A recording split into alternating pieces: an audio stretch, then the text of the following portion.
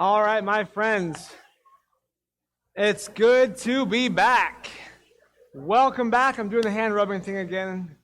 Uh, welcome back to another semester of H2O, another semester of college. My hope and prayer for you is that nobody has Pharmacology 2 or Biochem 2 or any of these other classes that will make your life miserable. But if you do, I promise you that God will guide you through it.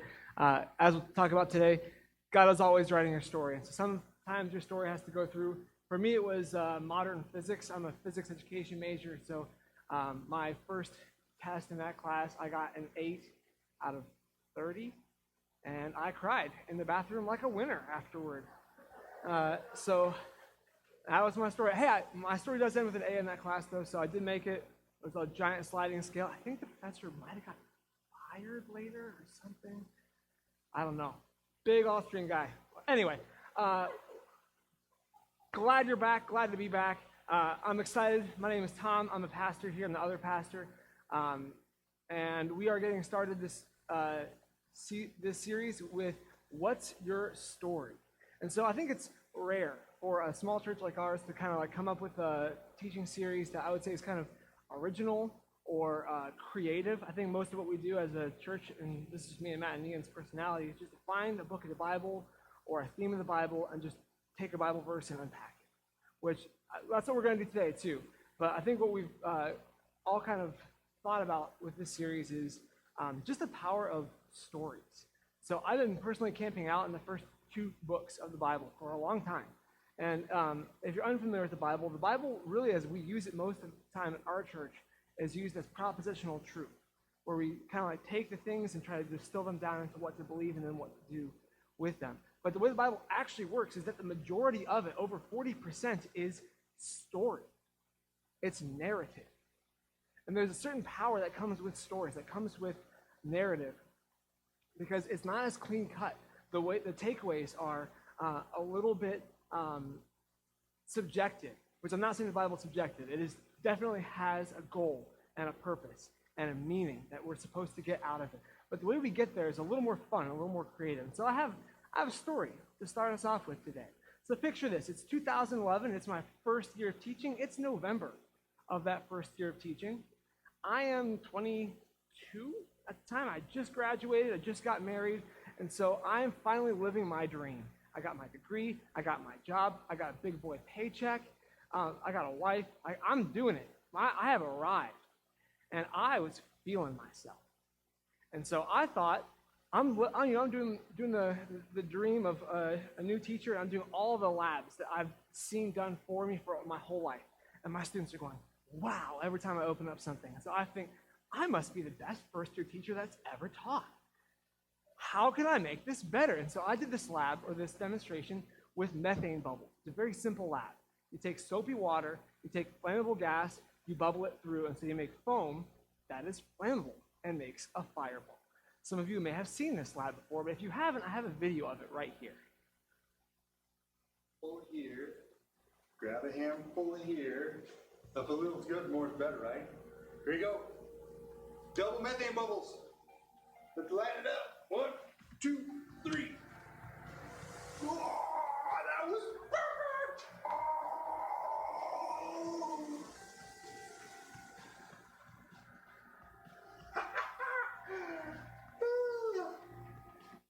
So I did that. And I thought I was so cool. And then a student from the back of the room says, I want to do that. And I thought, this is going to be the best moment of this kid's life. So what do? I let the kid come up. I put on some goggles, like that would be enough to save someone from a fireball. Put some goggles on their face, and then they light methane bubbles. I think, how can I keep going? That kid's so engaged. I must be the best teacher ever. You know what? Anybody who wants to, come on up, grab some bubbles. Let me light you on fire. It never occurred to me that how this story would get told down the line. So through some of my own immaturity, I did this every single class period with every single kid who wanted to. I'm estimated later in a lawyer statement that it was around 50 students who I lit on fire. But it was my last period class that got me in trouble because I had a class of seniors, and one of them was the principal's son, who had past tense, a nice beard on his face, and he wanted to do the Kamehameha wave. If you are familiar with the series Dragon Ball Z, it is a move where you hold a ball of energy here and then push it out. This particular student, a squirrely student, did not get the memo about pushing the fireball out of his hands, and he just held it by his face. And so, as I lit his fireball, expecting him to move his hands, he did not. It woofed up the side of his face, and in doing so, removed half his beard, half his hair, and an eyebrow. On video. So I don't know why I was surprised the next day when I got a phone call to come down to the principal's office to talk about my conduct the previous day. And to my surprise, the state fire marshal of Ohio was present with a video of what I had done, burning a kid's beard off. And so after a very nervous and lawyer speech-laden conversation and a few statements that I had typed up that I would never do that again, ever, my boss pointed to a dark storage room, and I thought, this is it. After all I came through, I'm getting fired. I've taught for 3 months. I'm going to lose my job. He points to the dark closet, and I'm just thinking, this is it. I'm done. Turns the light on, closes the door. I'm like, oh, God. He goes, there are times where you can say, I'm a first-year teacher. I didn't know any better. This is the one time you get to say that. Get back to your classroom. And to this day, I am so thankful for the compassion and graciousness of Tom Loomis, my boss, who saw me burn off a kid's beard and thought, that guy can probably keep teaching. And so with that story, there's a lot of lessons that I learned. 1, my boss is a gracious, compassionate, gentle human being. 2, don't light kids on fire. 3, if you light kids on fire, don't let them videotape it. 4, make sure they're holding fire away from their body. So I learned a few lessons that day. But you can see how the story works, how the narrative works, is that as I'm having an experience, as I'm looking back on a story, I have takeaways, and that's the exact way the Bible works too, which is why 40% of it is narrative.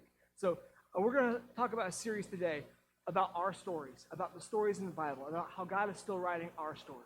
But pray with me as I get started this morning.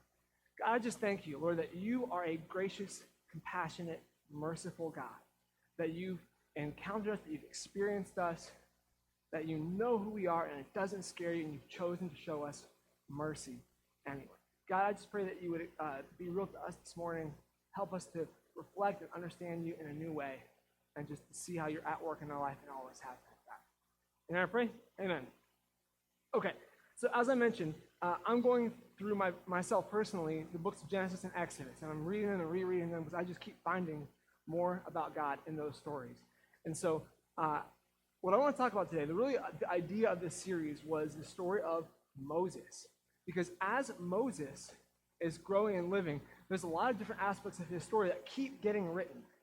And so the big idea today, the driving question for this whole series is this: how do our stories help us reflect on our past, look forward to our future, and live well in the now?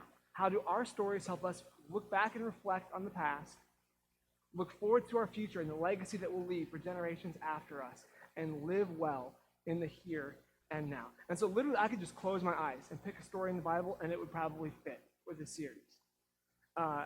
But the big idea I want to put forward today is that God is still writing your story.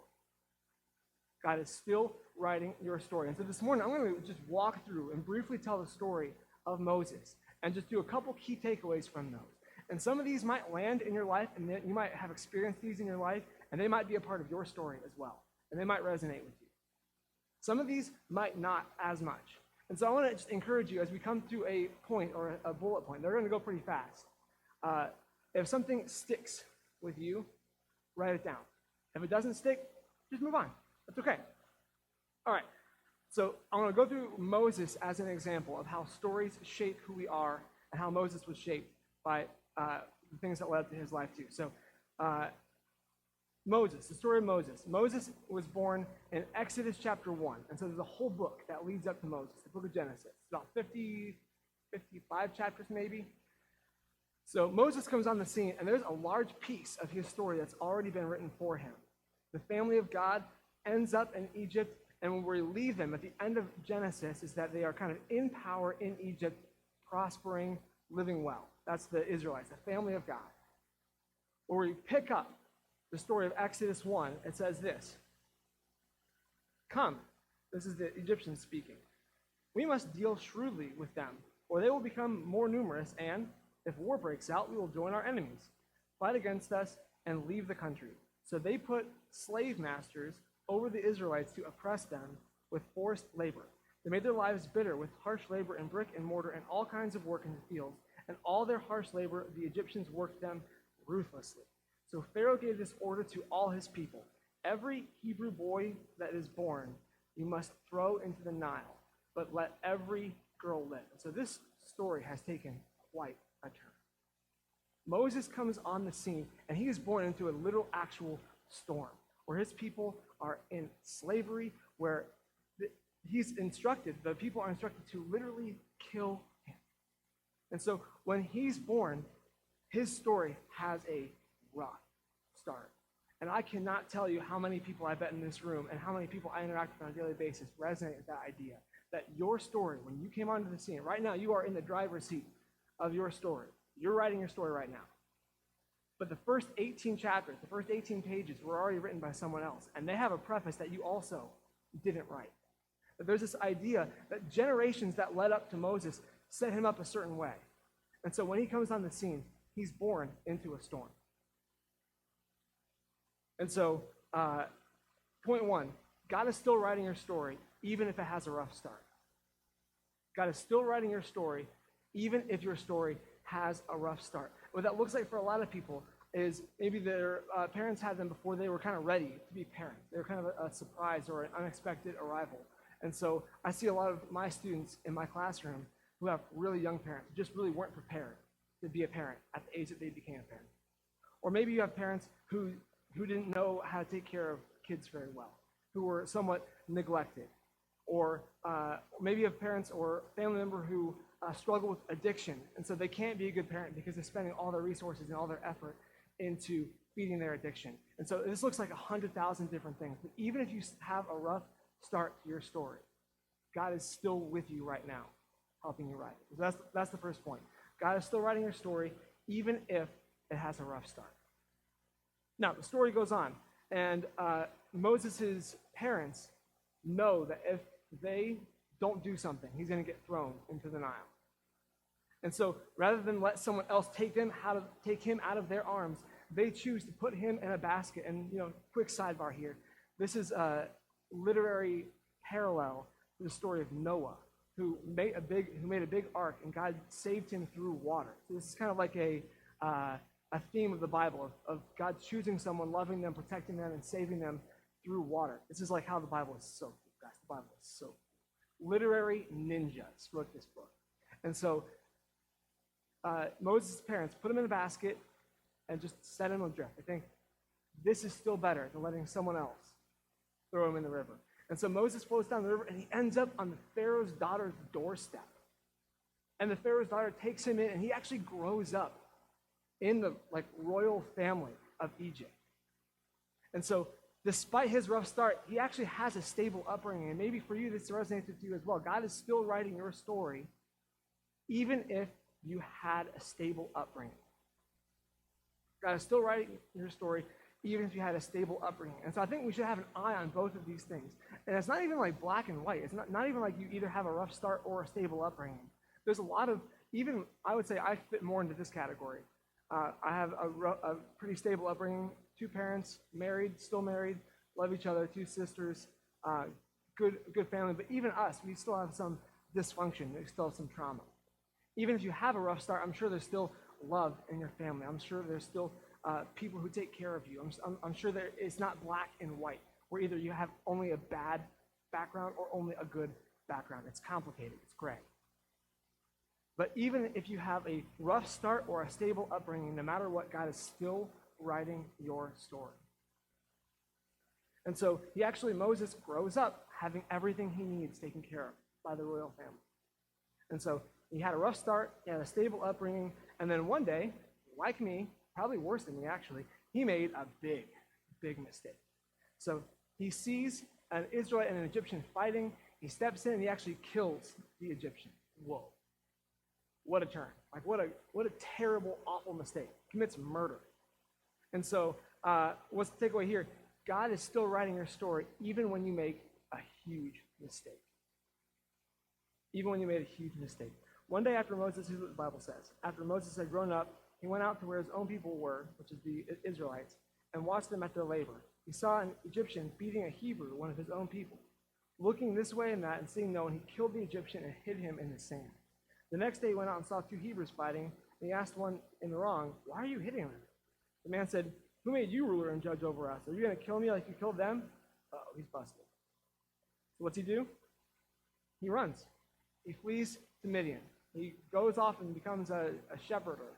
And he meets some people getting water from a well. He kind of saves them. And he ends up marrying one of them and settling down in the desert area in Midian.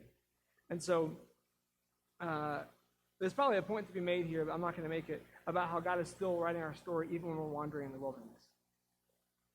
But in this process, he ends up watching some sheep, and one of the sheep wanders off. He follows it, and he ends up seeing a burning bush, which is a really famous story in the Bible, the story of Moses and the burning bush. And so he kind of stumbles into this intimate moment with God where God tells him, "Hey, don't come any closer. Take off your sandals, for the place that you're standing is holy ground." Then he said, "I am God of your father, the God of Abraham, the God of Isaac, and the God of Jacob." And so he just goes back to Moses' story. And he lists the generations of people before Moses that were following after God. He says, "This is who I am. You can follow me too, just like your ancestors did." And Moses said to God, "Okay, so if I go to my Israelite friends and I tell them hey, God's gonna do good things, what should I tell them your name is?" And so God, in this intimate moment, reveals his own name and his own character to Moses. He says, God said, "I am who I am. This is what you are to say to the Israelites. I am has sent me to you." So God also said to Moses, "Say to the Israelites, the Lord," which that word is Yahweh, which sounds like breath. It's like Yahweh. It's like there's no vowel sound in it. It's really cool. It's like God is breathing. It's like God is breath. Yahweh has sent me to you. This is my name forever, and you shall call me from generation to generation. We're going to come back to that phrase, from generation to generation. And so from there, the takeaway is God is still writing your story, especially when you have intimate moments with God. God is still writing your story, especially when you have intimate moments with God. And Moses is going to have several of them. This is the first one where God actually says, "Hey, this is my name. This is my character. I'm revealing myself to you. Your ancestors are going to follow after me. Generations already follow me. Here's my name. Generations after you are still going to follow me." He puts Moses at the center of the story. He connects it to Moses' past. He connects it to Moses' future. And in that moment of intimacy, and again, Moses is going to have several more, God is writing Moses' story. That's when he sets Moses up to say, "Go back to Egypt, get your people out." And the word Moses is really cool. He was drawn up out of the river. Again, literary ninjas. His name means drawn out because he was picked up out of the river. He's going to go back to Egypt and draw his people out of Egypt. Whoa. Literary ninjas. Okay, and then from there we get the famous stories of the Red Sea and the 10 plagues. He goes back, he tells Pharaoh, "Hey, let my people go." Pharaoh says, "Nah, bro, I'm good." And then God visits the Egyptians with 10 terrible plagues, each one kind of connected to an Egyptian deity that God was showing his superiority over. And then at the end of all that, the Israelites are leaving. Pharaoh finally lets Moses take the people out, and the Egyptians are literally giving them their gold and their jewelry to get out. Just leave. Here's a gold bracelet. Just leave us alone. They get out of town, and literally the second they get out of town, Pharaoh changes his mind, sends the army after him. And the second they get out of town, the Israelites start doubting God, and they start grumbling. They say, "Moses, did you bring us out here just to get killed by the Egyptian army? Did you just take us out of Egypt so that we can just die right here?" And so the takeaways here are two things. They go hand in hand. Even when you do hard things for God, and even when you cry out to God, God is still writing your story. And I put those together because they go hand in glove. So the story that we see playing in the next 6 chapters, this is Exodus 14, 15, 16, and 17. The story is this. The Israelites cry out to God. Moses cries out to God. God does something huge. So the first one was the army at the Red Sea. People grumble. Moses cries out to God. God opens the Red Sea. The people walk across it, and then he closes the Red Sea and drowns Pharaoh's army. That's point one. That's the first thing he did. Literally after they watched the sea close up, like, I'm really thirsty. They start grumbling. This is chapter 15. And so Moses cries out to God. God shows him some water, and he's faithful again. And so this cycle of just doing hard things for God, starting with the plagues, the Red Sea, every time they find water in the wilderness, the next 3 chapters, it involves crying out to God and then God doing hard things with Moses. They win some battles. They find manna. They find quail. Every single chapter, there's that cycle. Israelites cried out to God. Moses cries out to God. God follows through. And so these ideas of when you do hard things for God and when you cry out to God, they go hand in glove. They go together. You can't do one without the other. So even when you do hard things for God, with God, and even when you're crying out to God, God is still writing your story. And I'm sure a lot of you, maybe if you're taking, biochem right now, you feel like you're doing a hard thing for God. You're trying to get a degree that you can use for the honor and glory of God in your eventual life, and it feels like, man, you are getting chased by an army. Or maybe you're going through some hard personal things with your family, and it feels, again, like you're just crying out to God again and again and again. God is still writing your story. Okay, and so they finally end up on Mount Sinai. They are doing great. Moses is there, and Moses is having this intimate moment with God. And God says, hey, go back to the people and say, if you're going to follow me, put your whole heart in this. And Moses comes back. He says this. So Moses went back and summoned all the elders of the people and set them before the words of the Lord. And all the people responded together and said, we will do everything the Lord has said. So Moses brought their answer back to the Lord. That's the next point. Even when we are committed as a collective group body, as a body of Christians, as individual groups of Christians, as individual families, even when we corporately, collectively are committed to following God, God is still writing our story.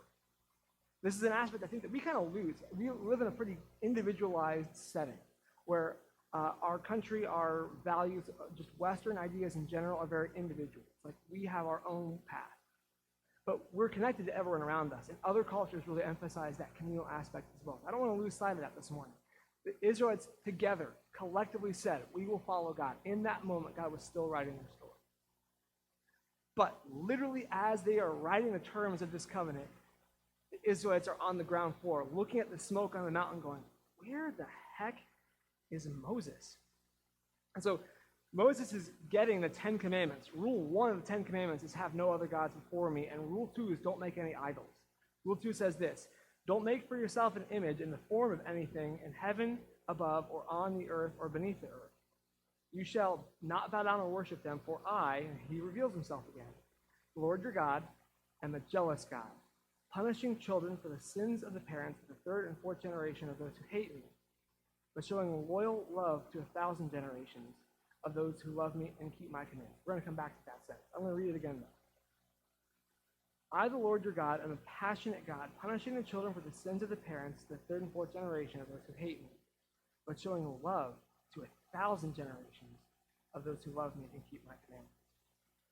And so, literally, as he's getting the rules that say don't have any other idols or don't have any other gods, Israelites are on the ground floor doing just that. So this is Exodus, I think it's 31. It says, when people saw that Moses was so long in coming down from the mountain, they gathered around Aaron and said, hey, make for us some gods who will go before us. As for this fellow Moses, who has brought us out of Egypt, we don't know what has happened to him. He's like literally like right there. There's like fire on the mountain. He's like right there. They can see the smoke. Like, I don't know where Moses is. So Aaron answered, take off your gold earrings that your wives and your sons and daughters are wearing, which they got from plundering the Egyptians that God brought them out of, a couple chapters beforehand. So they all took them off and gave them to Aaron, and he took them and handed them and made them into a shape of a calf, fashioning it with a tool. Then he said to the Israelites, these are your gods who brought you out of Egypt. Literally, as Moses is getting rule number 1, they're breaking rule number 1. They just said, hey, we're going to do everything that you say, God. And then they broke rule number 1, immediately.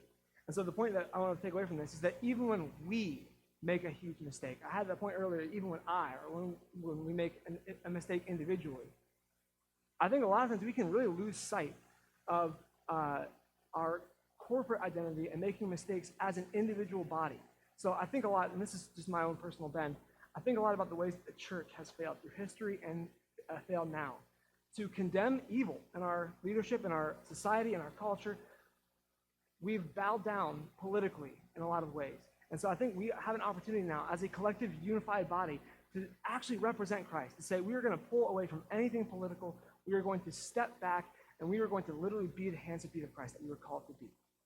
And that's my hope, is that at H2O we would do just that we would have a corporate identity that wants to follow God collectively and confess collectively and turn collectively so that we can admit as a collective body when we've made a huge mistake. And so God obviously does not like this big collective failure. He says, I have seen these people, the Lord said to Moses, and they are a stiff-necked people. Now leave me alone so my anger may burn against them and that I may destroy them.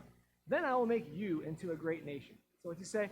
Hey, let me go destroy these Israelites real quick. I'll be right back. Hold on a second. I'm about to go mess up some people, throw some hands at my people, and then I'll be back for you. You're good, but they're not. And so Moses actually intercedes for them. Again, some really cool foreshadowing. Literary ninjas here. He says, turn your fierce anger back, relent, and don't bring disaster on your people. He actually says, take my life instead. Sound familiar? Are there any biblical figures that offered their life in place of the people? Spoiler, it's Jesus. It's a prelude to Jesus. This is Moses putting his life in the gap between God and his people, just like Jesus did for us. And he knows God has a soft spot for people who turn back to him. He says, I'll show loyal love for thousands of generations for the people who love me. He knows God has that soft spot. And so, even when we make a huge mistake, God is still writing our story. And then, even when we experience God's love, mercy, and compassion, this is where I want to land the plane this morning. In chapter 33, verse 11, Moses and God have cultivated this intimacy, the same intimacy you and I can cultivate with God, where we know him intimately, personally, as a friend. Chapter 33, verse 11 says, the Lord would speak to Moses face to face as one speaks to a friend. And the Lord said to Moses, I will do the very thing you have asked, to relent from his punishment of his people. Because I am pleased with you, and I know you by name. And Moses said, this is so presumptuous. He said, now show me your glory. Moses has this intimate moment with God. He asks God to show him his glory. Whoa, that is so close, so personal. And God, the Lord, Yahweh, says, I will cause all my goodness to pass in front of you, and I will proclaim my name, the Lord, in your presence. And here's what his response is before he does it. He says, I will have mercy on whom I have mercy. I will have compassion on whom I have compassion. It's like God says, basically, here's my glory. I can do what I want, and I've chosen to be merciful. It's like, I have the option. I'm God. I can do whatever I want. I was about to go destroy these guys. Now I won't. I can do what I want, and I've chosen to be merciful. And he says the same thing about you and me. Each one of us deserves all those 10 plagues. Each one of us deserves God's wrath poured out on us. But Jesus stood in the gap so that we can know God in this way, where we can say that he is merciful and he is compassionate on us. God is still writing our story, even when we experience God's love, God's mercy, and God's compassion. Then the Lord came down in the cloud and stood there with him and proclaimed his name, the Lord. And this is like the John 3:16 of the Old Testament. This is like the most quoted verse in the Old Testament. This is replayed 26 other times throughout the Old Testament. In other ways, it's spun a little bit differently. We kind of heard it a bit in the second of the Ten Commandments, but here's what God says is his character. He says this. And as he passed in front of Moses, proclaiming, the Lord, compassionate and gracious God, slow to anger, abounding in love and faithfulness, maintaining love to thousands, and forgiving wickedness, rebellion, and sin. Yet he does not leave the guilty unpunished. He punishes the children and their children for the sin of the parents, third and fourth generation. Now, I'm not going to lie. The first time I read that, I was like, oh, I really like the first half of that, but the second half doesn't seem so good. It's like the part about the love and graciousness, abounding in faithfulness, maintaining love, oh, that's great.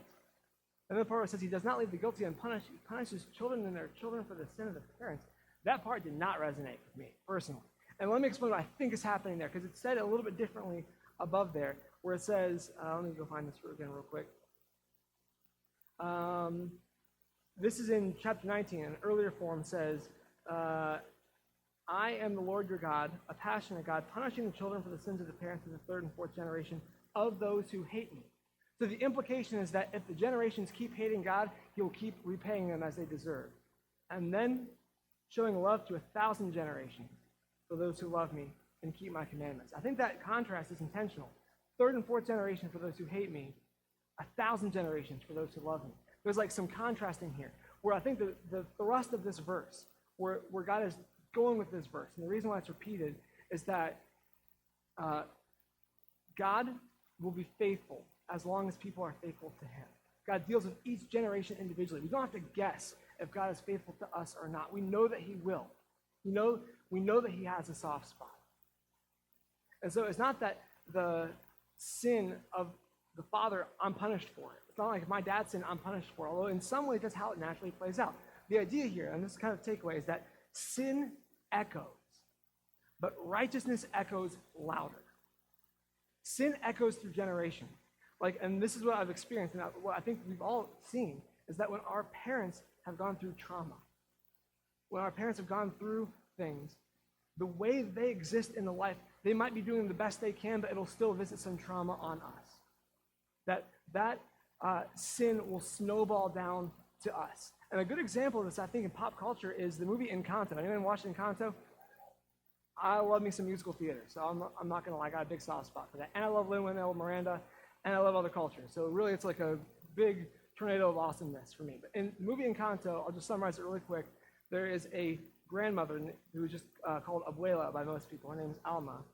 She loses her home when she's young. She loses her husband. And so she spends the rest of her life trying to make sure that she has a home that's secure and stable for her kids, to the point where she's more focused on the home than she is on her own children. And so some of her trauma she visits on them, which makes them insecure. It makes them perfectionist. It makes them feel all the pressure that she's putting on them. That's the driving force of the show. And so if you've ever seen Encanto, if you haven't seen it, you got to see it, because you'll see what I'm talking about.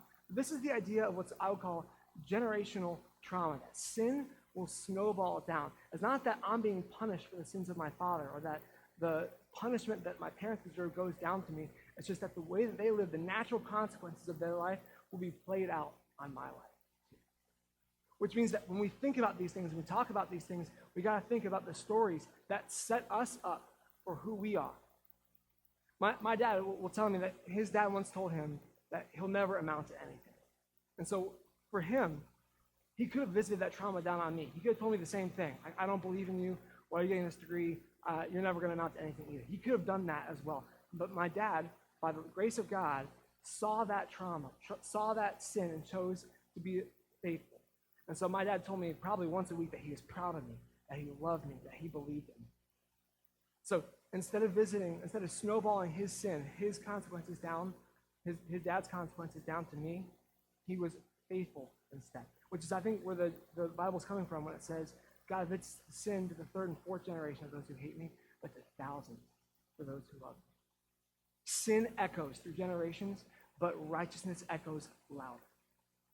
Sin snowballs, but God lovingly restores. That's the big point today. Sin echoes, but God lovingly restores. He has a soft spot for those who turn to him. He deals with each generation individually. And so you are the story. God is writing your story this morning. There's pages and pages that were written before you. There's volumes of other people who've come before you. You're being written into a story. You're not the beginning of a blank page. Your story's already been written for the first 18 pages, and you, unfortunately, didn't write it. But today, this morning, you can think about the story that you want to be writing. You can think about where God is taking you right now. You can choose, like my Father did for me, to steer your life toward righteousness and restoration. And then think about the legacy that you're leaving.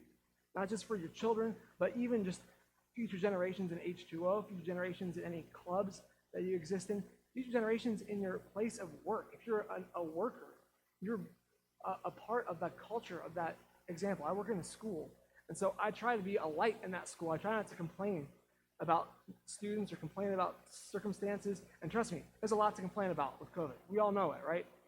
But I try to light up my area, and I'm thinking about the legacy that I want to leave in my students. I have a small window of opportunity of experience with them. I can steer them toward righteousness, or I can visit what bad teachers have done for me down onto my kids.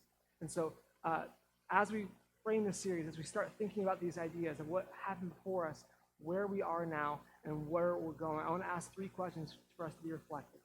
What story were you written into?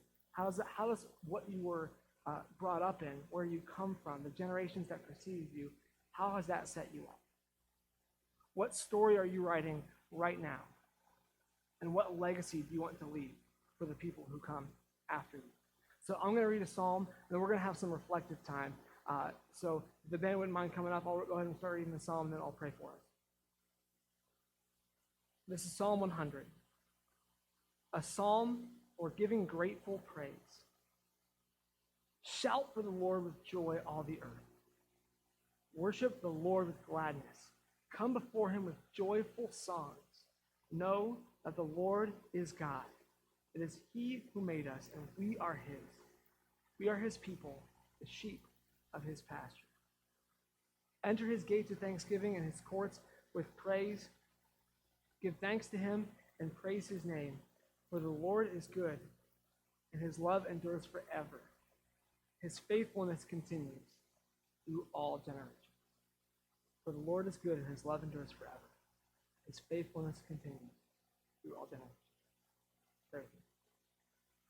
God, I just thank you, Lord, that you are with us, that you are still writing our story. God, I thank you that you made us who we are, Lord, and that you have a soft spot for us when we cry out to you. You deal with us according to whether or not we call out to you.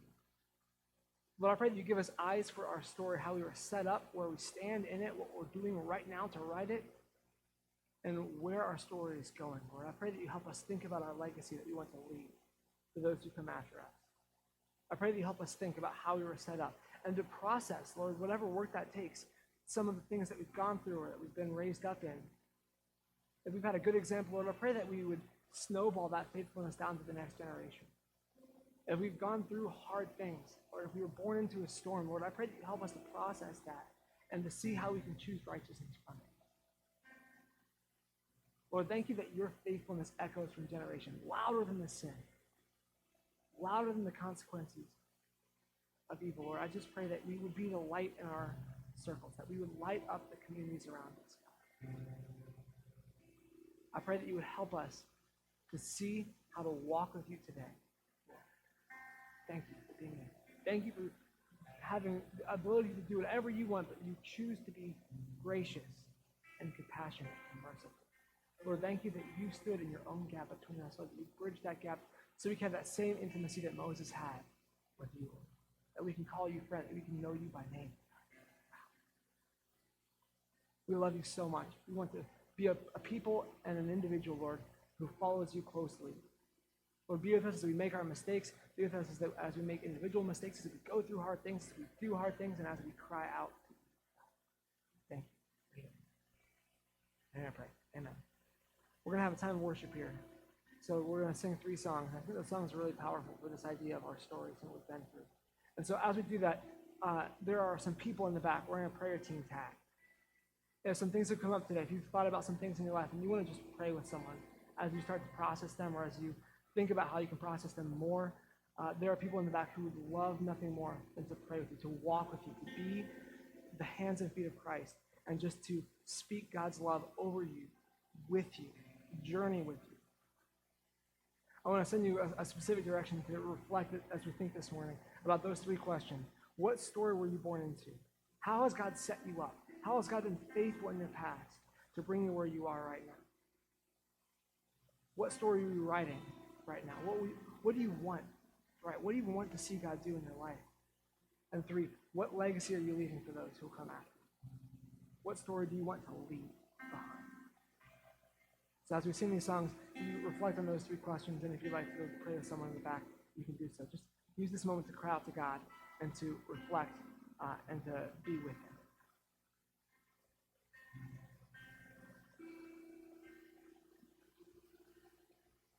Worship.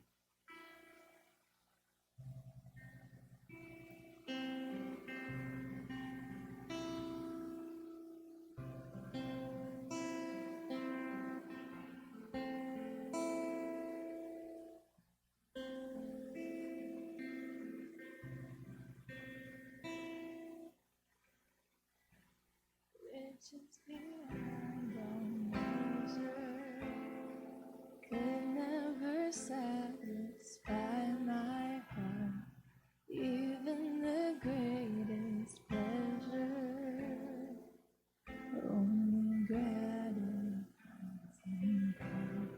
All that this world can offer can never compare to all you are. You are my greatest treasure, the desire of my heart. Whatever it costs me, I give it up freely. Whatever you ask me, I gladly release. All that I have is yours to begin with. Lord, I surrender. I give you my heart. Jesus, my treasure, you are enough for me.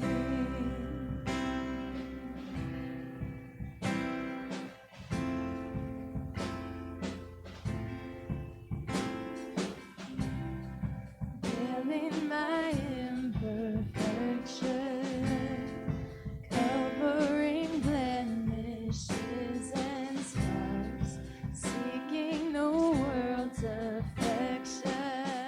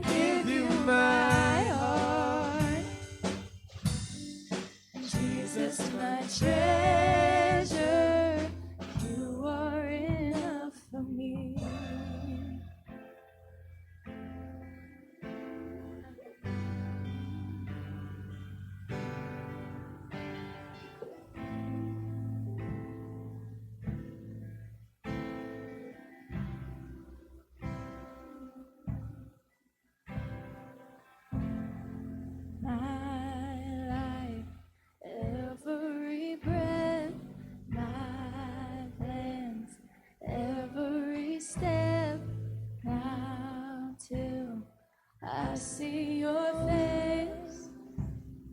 I'll follow you, follow you.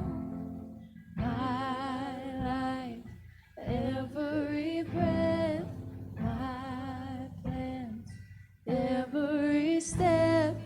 Now till I see your face, I'll follow you, follow you.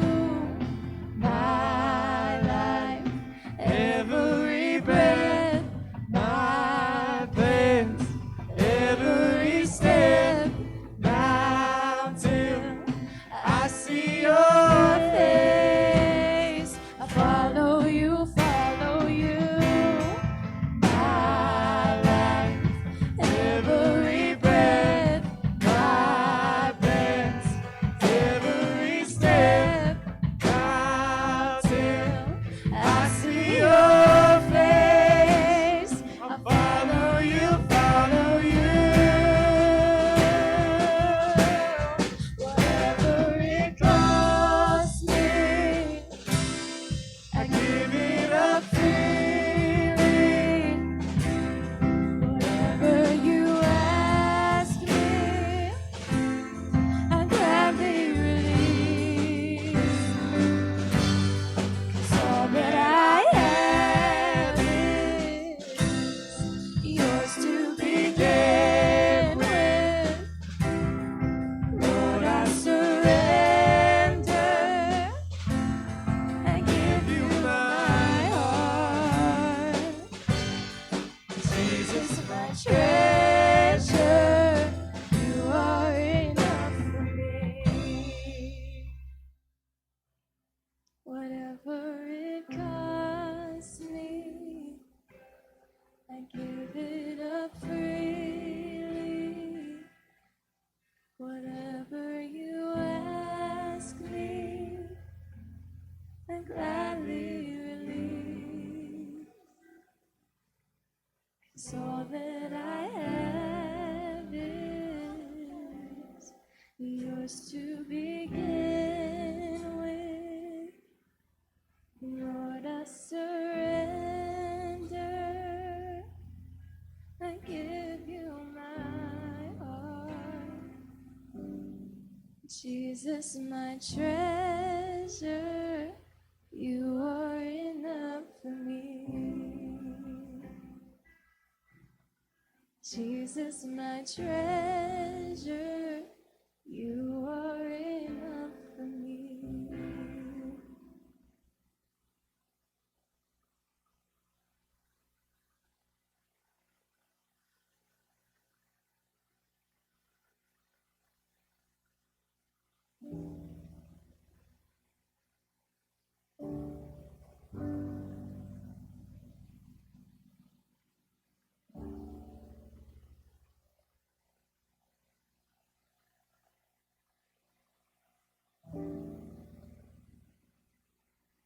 Hour is dark, it's hard to see what you are doing here in the rooms where this will be. Oh, but I know down through the years, look on this moment, see your hand on it, know you are here. And I'll testify of the battles you won, how you were my portion when there wasn't enough. And I'll testify of the seas that we rolled, the waters you parted, the waves that I walked, singing, oh, my God did not fail. And oh, It's the story I'll tell. And oh, I know it is well. And oh, it's a story I'll tell.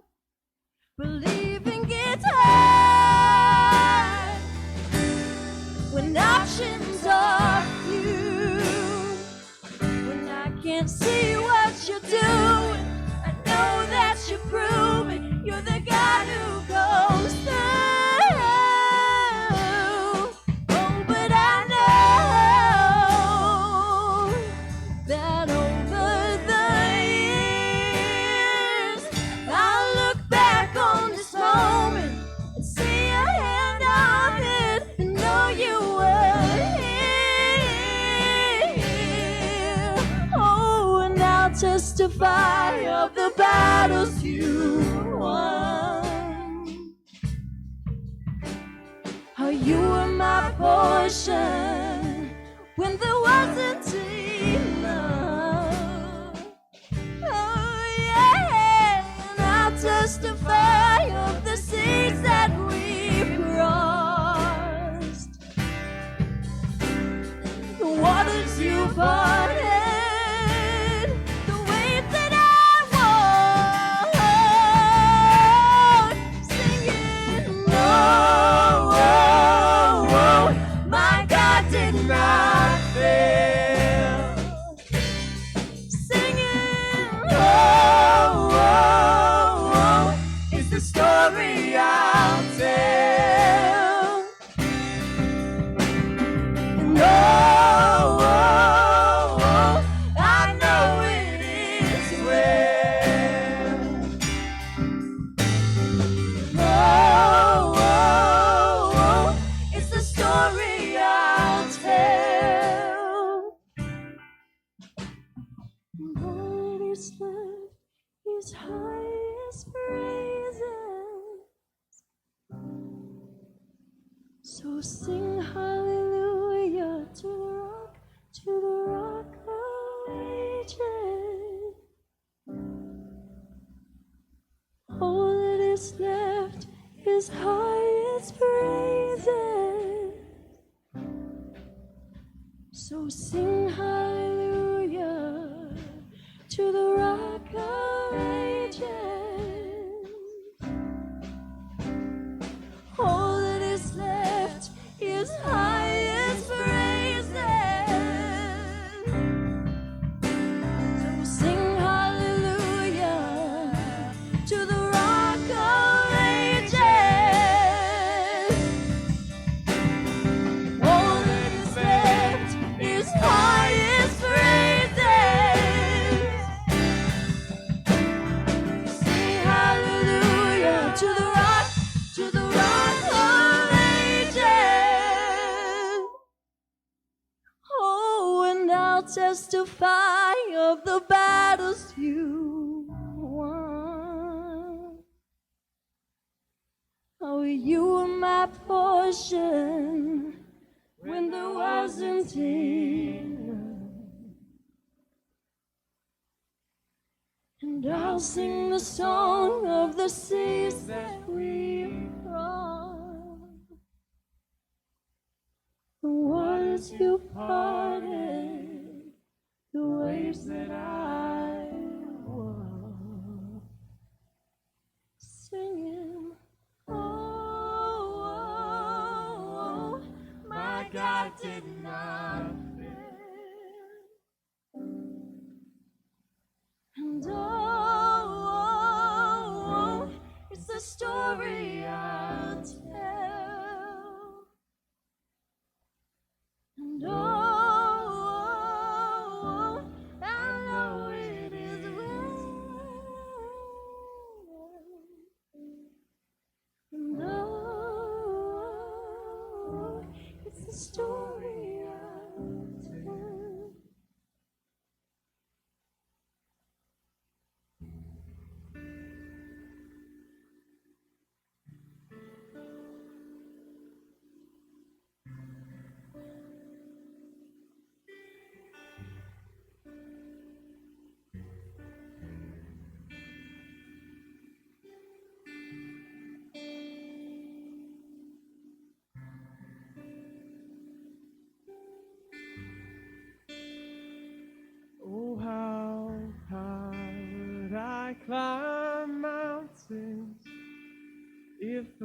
mountains were where you hide, and oh, how far I'd scale the valleys if you grace the other side. And oh, how long have I chased rivers from lowly seas to where they rise against the rush of grace descending from the source of its supply. 'Cause in the highlands and the heartache, you're neither more or less inclined. I would search and stop at nothing. You're just not that hard to find. So I will praise you on the mountains, and I will praise you in the mountains in my way. You're the summit where my feet are. So I will praise you in the valleys all the same. No less God within the shadows, no less faithful when the night leads me astray. You're the heaven where my heart is, in the highlands and the heartache. Oh,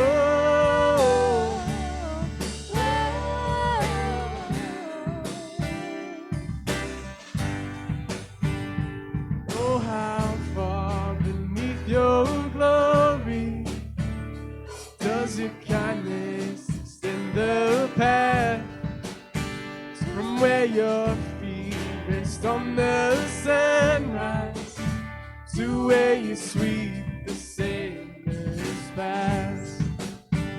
And oh, how fast would you come running if just a shadow moved through the night? Trace my steps through all my failures and walk me out the other side. For who could dare ascend that mountain, that valleyed hill called Calvary, but for the one I call Good Shepherd, who like a lamb was slain for me. So I will praise you on the mountain, and I will praise you in the mountains in my way. You're the summit where my feet are. So I will praise you in the valleys all the same. No less God within the shadows, no less faithful when the night leads me astray. You're the heaven where my heart is, in the highlands, in the heartache, all the same. Whoa, whoa, sing it out. Wherever I walk through, wherever I am, your name can move mountains. Wherever I stand, and if ever I walk through the valley of death, I'll sing through the shadows my song of ascent.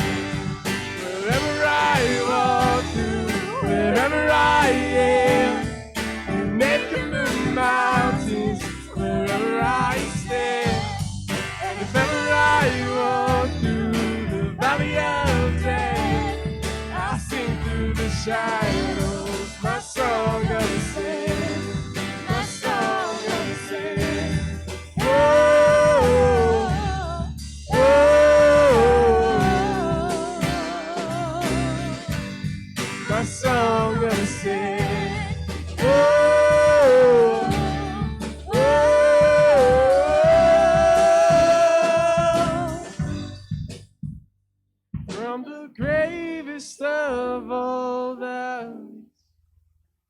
Come the pastures we call grace, a mighty river flowing upward from a deep but empty grave. 'Cause I will praise you on the mountains, and I will praise you in the mountains in my way. You're the summit where my feet are.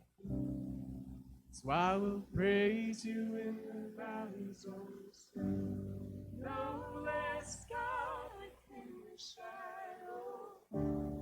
No less faithful in the darkness. You're the head of my heart.